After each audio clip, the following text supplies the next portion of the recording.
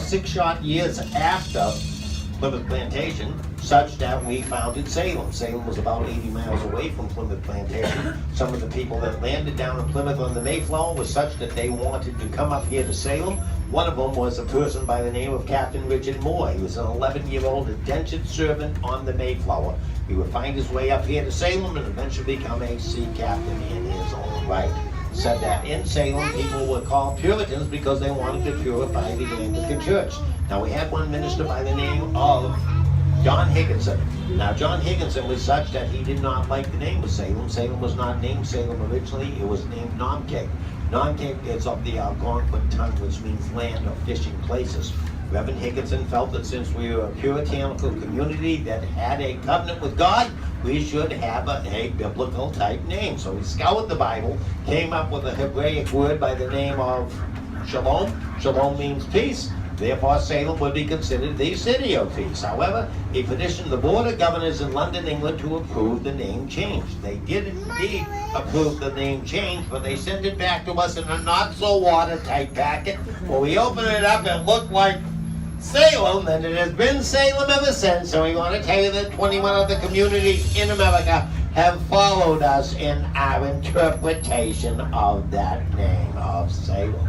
Salem was arguably the maritime capital of the world because during the American Revolutionary War, we had 158 registered privateers. Now, those privateers would go out and capture 445 British merchant vessels.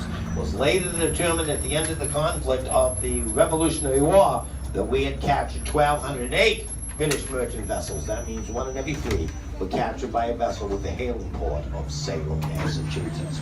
Should anyone care to exit the trolley and walk to the end of the street, go down about 2 doors, you'll see the New England Pirate Museum. Is it rum? Come right on. All right. Take it, ma'am, while you're all set. Kathy, how was Mama? Well, I'm aboard, child. Come right on. Well, you're all set. All right. Go ahead, babe. Go find a seat. Come right on, you're all set. Come right on. There you go. What's up with the hats? Do we? Does it mean something? Come right on. Come on. We can't believe that all these attractive young ladies are wearing hats that would allude to something else. We just can't believe it. But we do want to welcome you to Salem. It is a beautiful day here in Salem. We're going to be proceeding now down to Pickering Wharf. Pickering Wharf was named after Colonel Timothy Pickering. Now, Timothy Pickering would be such in serving the American Revolutionary War. At the end of the Revolutionary War, he wanted nothing more than to come home to Salem, live the life of a gentleman farmer. He did that for about 3 years until his boss, George Washington, became the first president of the United States. So we go up to Timothy Pickering, a Salem native, and say, how'd you like to serve in my cabinet? Timothy Pickering didn't feel he could say no to our first president. Little did he know that he would serve for the next 12 years, putting off his retirement. So there's a message there for some of you that are in my age group. Such he would serve as the Postmaster General, later as the Secretary of what is now Defense, it was then called Secretary of War, and he would also serve under not only George Washington's administration, but his successor, President John Adams' administration. And another position that's been in the news lately, maybe you've heard of it, he would serve as our Secretary of State. We would name this area Pickering Wharf in honor of Timothy Pickering. He would be a man that all his life long would be giving to the new United States. As we're proceeding down this area, I want to tell you a little bit about this area. There are a number of restaurants and there are a number of shops here. Should anyone care to go to those shops, so such that you are approximately about a few hundred yards back from the New England Visitor Center. It is not that far away. But if you notice that many of the shops down here have names on them like Privateer, or they might have a name such ahead like Grand Turk, or they might have a name like Queeroo, which is centered ahead, or they might have a name like Gentoo, which is straight ahead. That is because there were vessels called those very names at this location.